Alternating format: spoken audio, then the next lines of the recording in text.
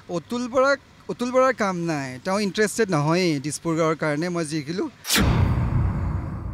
তেওঁকতো, আৰু এইবাৰ মই ভাবোঁ যে টিকেট নিদিয়াটোৱে ভাল, কাৰণ তেওঁ কোনো কামৰ মানুহ নহয়। যোৱাকালিতো এজন লোক ইয়াতে ঢুকাইও গৈছে।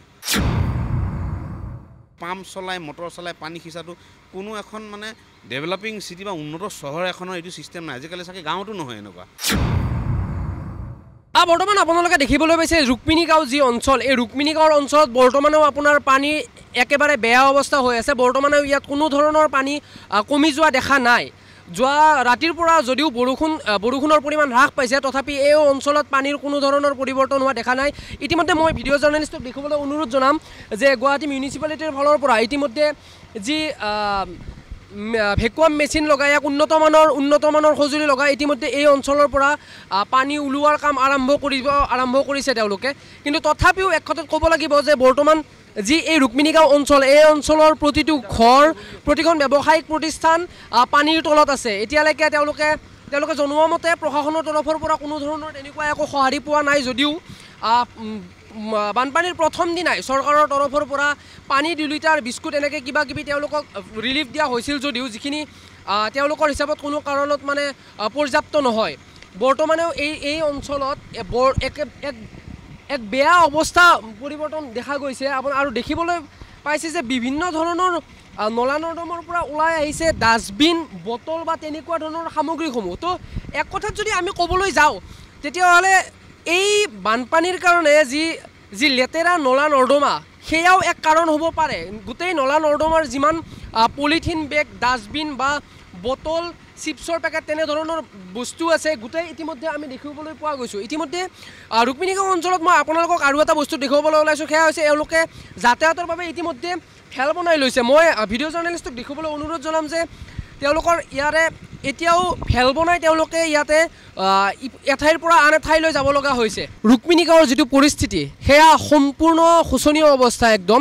বৰ্তমানেও ইয়াত কোনো ধৰণৰ পানী কমা এতিয়ালৈকে দেখা পোৱা যোৱা নাই। ইয়াত যি জনসাধাৰণ সেয়া এতিয়াও পানীৰ মাজতে আছে। ইতিমধ্যে আপোনালোকক মই ভিডিঅ' জাৰ্নেলিষ্টক মই দেখাবলৈ অনুৰোধ জনাম সন্মুখৰ পৰিৱেশ। এয়া হোটেলৰ পৰা ইতিমধ্যে পানী ওলোৱাৰ ব্যৱস্থা তেওঁলোকে নিজে কৰিব লগা হৈছে। এতিয়ালৈকে প্ৰশাসনৰ ফালৰ পৰা কোনো ধৰণৰ তেওঁলোকে একো সঁহাৰি পোৱা নাই। মোৰ ওচৰত দুজনমান ব্যক্তি আছে, মই তেওঁলোকৰ পৰা মতামত জানিবলৈ ইচ্ছা কৰিম। যিটো অৱস্থা দেখিছে, এজাক বৰষুণৰ পিছতেই গোটেই ৰুক্মিণী গাঁওখনৰ অৱস্থা বহুত শোচনীয় হৈ পৰিছে। এই বিষয়ত আপুনি প্ৰশাসনৰ ফালৰ পৰা আপোনালোকে কিবা সঁহাৰি পাইছেনে? প্ৰশাসনৰ ফালৰ পৰাতো এনেকৈ সাংঘাতিক একো সঁহাৰি পোৱা নাই। দুদিনমান আগতে ৰিলিফ মেটেৰিয়েল কেইটামান দিলে, তাকো মানে সেই পানী বটল এটা, বিস্কুট 2খন, এনেকুৱা বিস্কুট 2 পেকেট, সেইখিনিৰেতো আৰু কিমান সময় যাবনো। কিন্তু এতিয়া ৰিলিফ মেটেৰিয়েলটো নালাগে, চলিউশ্যন এটা ওলাব লাগে সোনকালে। আমি তেওঁলোকক অলৰেডি কিছুমান ছাজেশ্যন দিছোঁৱেই, সেইখিনি ইমপ্লিমেণ্ট কৰিলে হৈ যায়। বৰ্তমানে আপোনালোকৰ আমাৰ যি ইয়াৰে সমষ্টিৰ যি বিধায়ক বা কোনোবা মিউনিচিপালিটিৰ ফালৰ পৰা মানুহ, তেওঁলোকক আপোনালোকৰ ওচৰলৈ ইয়ালৈকে আহিছেনে বৰ্তমান এই অঞ্চলটোলৈকে? এতিয়াতো চাওক, দিছপুৰৰতো মানে অতুল বৰা হৈছে MLA। অতুল বৰাৰ কাম নাই, তেওঁ ইণ্টাৰেষ্টেড নহয় দিছপুৰ গাঁৱৰ কাৰণে। মই জিকিলোঁ তেওঁ খালি সেই চন্দ্ৰপুৰ, ডিমৰীয়া, সোণাপুৰ সেইবিলাক লৈয়ে ব্যস্ত। তেওঁকতো, আৰু এইবাৰ মই ভাবোঁ যে টিকেট নিদিয়াটোৱে ভাল, কাৰণ তেওঁ কোনো কামৰ মানুহ নহয়, তেওঁ ইণ্টাৰেষ্টেড নহয়েই, কিয় নাজানো। কিন্তু গোটেই মানুহে ভোট তেওঁকে দিছিলে, সেইটোৱে দুখ লাগে। ইমান মানে জয়ী কৰে, গোটেই BJPকে যোৱাবাৰ ভোট দিলে, অতুল বৰাকে ভোট দিলে চব মানুহে। তথাপিও তেওঁ মানে কিয় ইমান কাণ্ডজ্ঞান নোহোৱা, বা তেওঁ মানে কি বুলি ক'ম আৰু কি কয় এইটো, মানে কোনো মানে ইয়াৰ ইণ্টাৰেষ্টেড নহয় মানে এৰিয়াটোৰ পৰা কিবা এটা যে কৰোঁ, সেনেকুৱা নিচিনা মানে। সন্মুখত 2026 বিধানসভা আৰু বৰ বেছি দিন নাই বিধানসভালৈকে। তো আপোনালোকৰ ফালৰ পৰা, আপোনালোকৰ এই অঞ্চলটোৰ ফালৰ পৰা, যিহেতু আপোনালোকে ইমান সময় এই পৰিস্থিতি দেখি আহিছে, আজি বিগত 4-5 বছৰ ধৰি এই অৱস্থা এনেকৈয়ে আছে, কোনো ধৰণৰ ইয়াত উন্নত কৰাৰ ব্যৱস্থা হোৱা নাই। তো আপোনালোকে 2026 বিধানসভাৰ পূৰ্বে ইয়ালৈকে যেতিয়া আপোনাৰ মানুহ আহিব, যিকোনো দল বা সংগঠনৰ মানুহ যেতিয়া আহিব, তেতিয়া আপোনালোকৰ ফালৰ পৰা কেনেধৰণৰ মানে তেওঁলোকৰ এজেণ্ডাবিলাক থাকিব? চাওক, এতিয়া 2026 ইলেকশ্যন আহি আছে। এতিয়া এটা বস্তু মই কওঁ যে ইয়াৰ মানুহখিনি যথেষ্ট মানে যথেষ্ট মানে সন্তুষ্ট বুলিবলৈ নায়েই। গোটেইবিলাক অসন্তুষ্টিয়ে এতিয়া তেওঁলোকৰ 26 আহি আছে মানুহবিলাকৰ হৈ কামবিলাক কৰি ল'লেহে তেওঁলোকে কিবা এটা সঁহাৰি পাব সঁহাৰি মানুহবিলাকক দেখুৱাব লাগিব নহয় জানো ইমান পানীত ডুবি আছে ইলেকশ্যন আহিলেই 26ত কিবা এটা কৰক তেওঁলোকে এতিয়া সময় থাকোঁতেই 26ৰ পিছত কৰিম বুলি আৰু ৰখি থাকিলে কেনেকৈ হ'ব আমাৰতো এতিয়া CM ছাৰে যিমানখিনি পাৰে মানে ঠিকা পদূলি দিছে ঠিকাদাৰ ইঞ্জিনিয়াৰক কামৰ কোৱালিটি নাই ভাল ইঞ্জিনিয়াৰ ঠিকাদাৰ লগ কালি এটা মই টক শ্ব' এটা চাইছিলোঁ 2015 চনৰে টক শ্ব' নিতুমণি শইকীয়াই হেৰি কৰিছিলে হোষ্ট কৰিছিলে তাতে বহুত কেইজন ইঞ্জিনিয়াৰ আহিছিলে IITৰ প্ৰফেচাৰ আহিছিলে তাৰপিছত খাটনিয়াৰ বুলি এজন ফেমাছ ইঞ্জিনিয়াৰ তেওঁ বহুত কেইজন আহিছিলে তেওঁলোকে কিবা বহুত ভাল ভাল ছাজেশ্যন দিছিলে কিয় ইমপ্লিমেণ্ট নকৰিলে নাজানো আৰু দেই আমাৰ মাজত এই অঞ্চলৰে এজন ব্যক্তি এজন উপস্থিত আছে কি ক'ব বৰ্তমান যিটো অৱস্থা প্ৰশাসনে আজিৰ পৰা কাম আৰম্ভ কৰিছে যদিও সেয়া সম্পূৰ্ণ হওঁতে যথেষ্ট সময়ৰ প্ৰয়োজন হ'ব এই বিষয়ত প্ৰশাসনৰ তৰফৰ পৰা আপোনালোকে কোনো কিবা সঁহাৰি বা তেনেকুৱা প্ৰথম কথা কি ক'ব হ'লেতো ক'বলগীয়া বহুতো আছে কথা কিন্তু এতিয়া আমাৰ ভাষা নোহোৱা হৈ গৈছে আমি যি ধৰণৰ পৰিস্থিতি দেখিলোঁ যোৱাকালিতো এজন লোক ইয়াতে ঢুকায়ো গৈছে ইয়াৰ পৰা তেওঁক যিদৰে নিয়া হৈছে ইয়াৰ পৰা কথাটো হৈছে এতিয়া আমাৰ ঠাইখিনি এনেকুৱা হৈছে যে আগতে ইয়াতে বানপানী নহৈছিল 2021-22 নে 20 তেনেকুৱা এইকেইটা বছৰতে বহুত পানী জমা হোৱা হৈছে ইয়াত আৰু তেওঁলোকে ৰিকনষ্ট্ৰাকশ্যনো কৰিছিলে এইবিলাক গোটেই ফুটপাথ বনালে ৰাস্তা বনালে গোটেইখিনি বনালে কিন্তু শেষত কি হ'লগৈ যিটো তেওঁলোকে ৰাস্তা কাটি ড্ৰেইন বনাইছিলে এইফালে ড্ৰেইনটো দি প্ৰাকৃতিকভাৱে নেচাৰেল ৱেত তেওঁলোকে নদীটোত পানীখিনি পেলাব নোৱাৰে গতিকে ড্ৰেইনটো তেওঁলোকে ব্লক কৰি দিলে সেইটো চবেই জানি এতিয়া কথা ইয়াৰে ব্লক কৰি দিয়াৰ লগে লগে কি হ'ল এতিয়া সদায় পাম্প দি সিঁচিব লাগে সদায় সিঁচিব লাগে বৰষুণ হওক নহওক তো অলৰেডি পানী লেভেল এটা হাই থাকিবই আৰু দ্বিতীয় কথাটো হ'ল ইয়াত হাতীগাঁও ৱায়াৰলেছ ছুপাৰ মাৰ্কেটৰ পৰাও পানীবোৰ এইফালে বাগৰি আহে গোটেইখিনি আহি ইয়াত জমা হয় এই যিটো আপোনাৰ নেচাৰেল পদ্ধতি নাই পানী নদীত পেলাবলৈ তাত যদি গোটেই অঞ্চলৰ পানী যদি ইয়াতে জমা কৰি থোৱা আমাৰ পানী হয় আজি আপুনি চাওক গুৱাহাটীত গোটেই ঠাইত পানী হৈছে সেইটোত কোনো দিগদাৰ নাই গুৱাহাটীত চবতে হৈছে পানী কিন্তু বাকী ঠাইৰ পৰা পানী ওলাই গৈছে আমাৰ ইয়াত এতিয়াও আছে তো আমাৰ এনেকুৱা যদি সদায় হৈ থাকে আমাৰ অঞ্চলটোৰ মানুহ অফিচলৈ যায় আমাৰ অঞ্চলটোৰ ল'ৰা ছোৱালী স্কুল যাব আছে এতিয়া স্কুল এখন বা অফিচ এটাতো বন্ধ দি দিব নোৱাৰে যে আপোনালোকে নাহিব বুলি অকল ৰুক্মিণী গাঁওখনৰ কাৰণে চ' সেইটো এটা বহুত ডাঙৰ মানে এটা চিন্তা হৈ গৈছে এতিয়া আমাৰ কাৰণে আৰু চাওক এৰিয়াটো দূৰত নহয় ছেক্ৰেটেৰিয়েটৰ পৰা 1 কিলোমিটাৰমান হ'ব হাৰ্ডলি মানুহ খোজকাঢ়িয়ে যাব পাৰে তালৈকে তাৰপিছতো যদি এনেকুৱা অৱস্থা হয় আমি যি স্মাৰ্ট চিটি কল্পনা কৰিছোঁ ইমান ফ্লাইঅভাৰ বনাই আছে এতিয়াও এখন বনাইছে ইয়াত সন্মুখত এই 6 মাইলৰ পৰা ছুপাৰ মাৰ্কেটলৈ যিখিনি এৰিয়া মই খোজকাঢ়ি যাওঁ 3খন ফ্লাইঅভাৰ সেইখিনি আমাৰ ৰাইজে খোজকাঢ়িয়ে যায় এনেও ট্ৰেফিক থাকে মই হেৰি নোলাওঁৱেই গাড়ী মই এনেও খোজকাঢ়িয়ে যাওঁ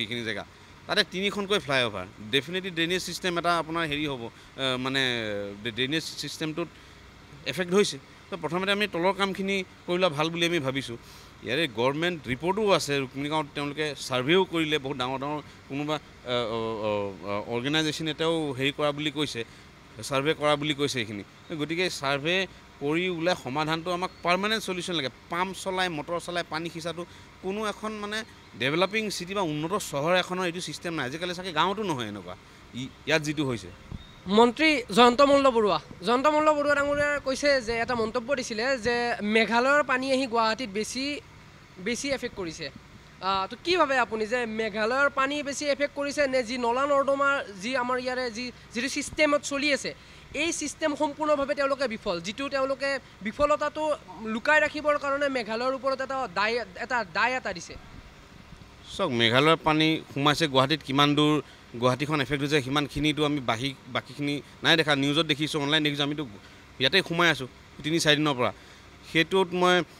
সেইটোতকৈ বেছি মই কওঁ ৰুক্মিণী গাঁৱৰ পানীখিনি মেঘালয়ৰ পানী আহক নহওক গুৱাহাটীৰ পানীখিনিয়েতো ইয়াত আহি জমা হয় আমাৰ মেঘালয়ৰ পানী নালাগে আমাৰ গুৱাহাটীৰ পানীখিনিয়ে যথেষ্ট আমাৰ কাৰণে চ' আপোনাৰ বাকী অঞ্চলত যদিও চাই চব পানী শুকাই গৈছে ইয়াত পানী এনেও থাকেই গতিকে এতিয়া মেঘালয়ৰ পৰা পানী আহিলেও নাহিলেও গুৱাহাটীৰ পানীখিনিতো আমি উলিয়াই লৈ যোৱা এটা হেৰি কৰিব লাগিব ব্যৱস্থা কৰিব লাগিব আৰু ৰাইজেও চৰকাৰক মানে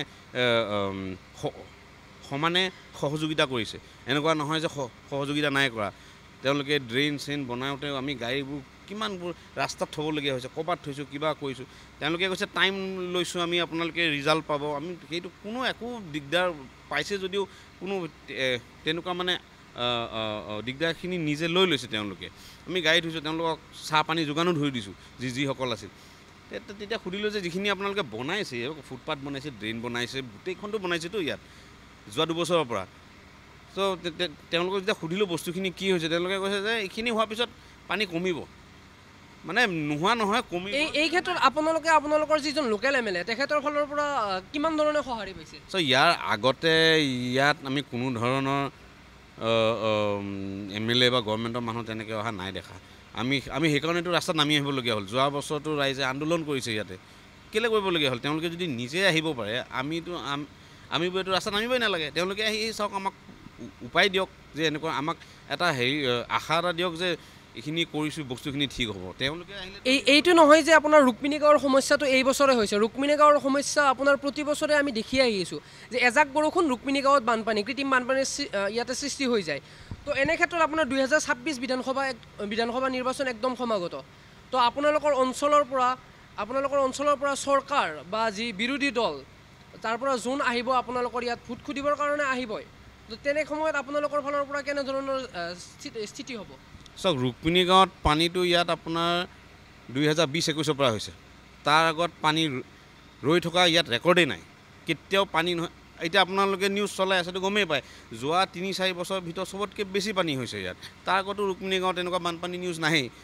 আমাৰ যিমানখিনি কনষ্ট্ৰাকশ্যন হৈছে আৰু ৰাইজে কোৱা মতে ফ্লাইঅভাৰখন হওঁতে ক'ৰবাত চাগে ড্ৰেইনেজ ছিষ্টেম তেওঁলোকৰ ভুল হৈ গ'ল, যিহেতু পানীটো ওলোটাকৈ মাৰি আমাৰ এইফালৰ পৰা আহিছে।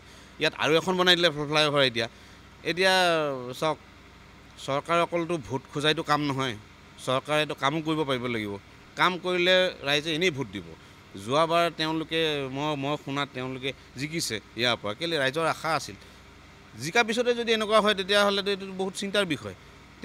তেওঁলোকে কাম কৰি গ'লেই হ'ল। ভোট খোজা তেওঁলোকৰ কাম, সেইটো কৰিব, কিন্তু তেওঁলোকে অকল ভোট খুজিলেই নহ'ব, মোৰ মতে কামো কৰিব লাগিব সমানে।